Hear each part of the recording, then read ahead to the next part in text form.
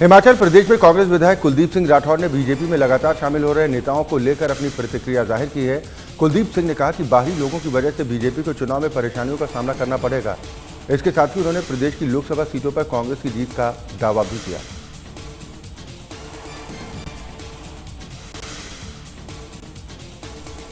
हिमाचल प्रदेश में मौसम विभाग के अनुसार 10 और 11 अप्रैल को मध्य और उच्च पर्वतीय 8 जिलों में बारिश और बर्फबारी का अलर्ट जारी किया गया है। पश्चिमी विक्षोभ की सक्रियता से मौसम में ये बदलाव आने का पूर्वानुमान है।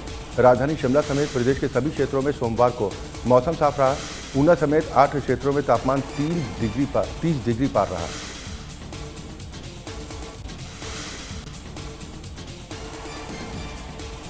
दिल्ली हाईकोर्ट ने मुख्यमंत्री अरविंद केजरीवाल की याचिका को खारिज कर दिया है। हाईकोर्ट ने मंगलवार को शराब नीति मामले में मुख्यमंत्री अरविंद केजरीवाल की गिरफ्तारी को सही ठहराया।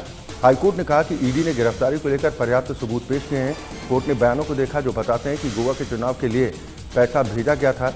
हाईकोर्ट ने मुख्यमंत्री अरविंद केजरीवाल को रिमांड में भेजने का फैसला भी बरकरार रखा है।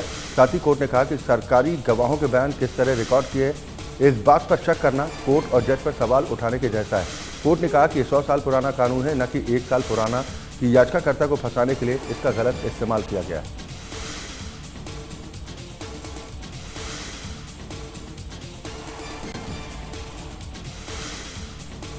मुख्य चुनाव आयुक्त राजीव कुमार को केंद्र सरकार ने जेड सिक्योरिटी दी है। सूत्रों के मुताबिक इंटेलिजेंस ब्यूरो की खुफिया रिपोर्ट के बाद गृह मंत्रालय ने मंगलवार को उनकी सुरक्षा बढ़ाने के निर्देश दिए।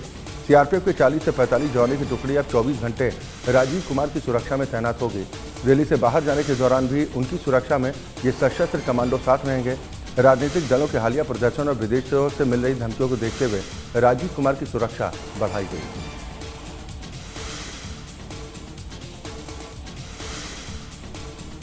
मिशन लोकसभा 2024 के तहत पीएम लगातार चुनाव प्रचार अभियान को निरंतरता देना और इसी बीच पीएम मोदी ने यूपी के पीलीभीत में एक जनसभा को संबोधित किया। इस दौरान यूपी के मुख्यमंत्री योगी आदित्यनाथ और पीलीभीत से बीजेपी प्रत्याशी जितिन प्रसाद भी मौजूद रहे। प्रधानमंत्री मोदी ने जनसभा को संबोधित करते हुए विपक्ष पर जोरदार निशाना साधा। उन्होंने अपने संबोधन के दौरान अयोध्या में रामलला की प्राण प्रतिष्ठा समारोह और विपक्ष के नेताओं को इसमें शामिल न होने को लेकर सवाल भी उठाए।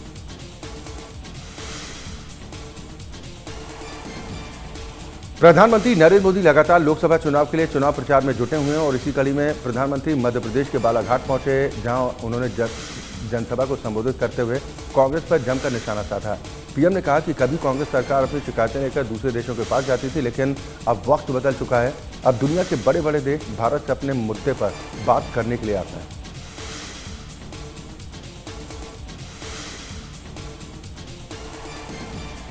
टीएमसी नेताओं के प्रतिनिधि मंडल ने सोमवार को चुनाव आयोग से मुलाकात की थी और सीबीआई, एनआईए, ईडी और आयकर विभाग के प्रमुखों को बदलने की मांग उठाई थी।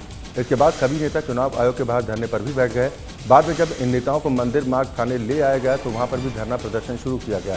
अब इस धरने को समर्थन करने के लिए आम आदमी पार्टी नेता सौरभ भारद्वाज भी मंदिर मार्ग थाने पहुंचे थे, जहां पर उन्होंने टीएमसी के प्रदर्शन को समर्थन देने का ऐलान किया।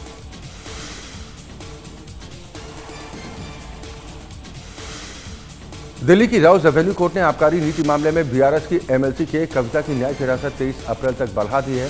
के कविता को 15 मार्च को ईडी ने गिरफ्तार किया था। कोर्ट के समक्ष ईडी ने बताया कि के कविता पर गवाहों को प्रभावित करने का प्रयास और सबूतों के साथ छेड़छाड़ करने का आरोप है।